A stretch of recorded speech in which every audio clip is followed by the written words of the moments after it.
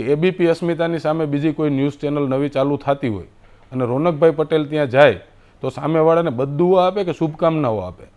શુભકામનાઓ જ આપતા હોય છે. આ એક શિષ્ટાચાર છે અને એક આપણી સંસ્કૃતિનો હિસ્સો રહ્યો છે. એટલે બજેટ માટે જ્યાં ટિપ્પણીઓ અને ટીકાઓ કરવાની હતી એ ટીકાઓ કરી છે. એમની આંખમાં આંખ નાખી અને બજેટમાં જે ખેડૂતોને અન્યાય થયો છે એના માટે વાત કરી છે. આગામી સમયની અંદર વિભાગવાઇઝ જ્યારે માગણીઓ આવશે ત્યારે પણ બોલશું. રસ્તા ઉપર, કારણ કે સૌથી મોટો ગુજરાતનો પ્રશ્ન આપે જોયું હશે, 3 દિવસ પહેલાં અમે વિધાનસભા લાઈવ કરવાની માગણી લઈ અને પ્લે કાર્ડ સાથે ગૃહમાં કરી. ગૃહની અંદર તમામ લોકોએ જોયું કે અમે પ્લે કાર્ડ લઈને ગયા. ગુજરાતની જનતાએ ગૃહની અંદરની ઘટના ના જોઈ શકી. અમે અભિનંદન પાઠવવા ગયા, એ લાઈવ થતું હોત તો આ ઘટના જ ના આવત. તો લાઈવ કરવામાં નથી આવતું, એના કારણે પણ અમુક સમસ્યાઓ છે.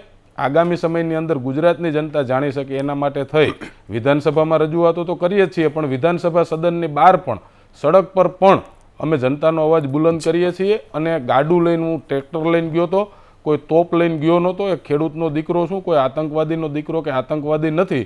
એ પણ મેં ત્યાં ઓન કેમેરા કીધું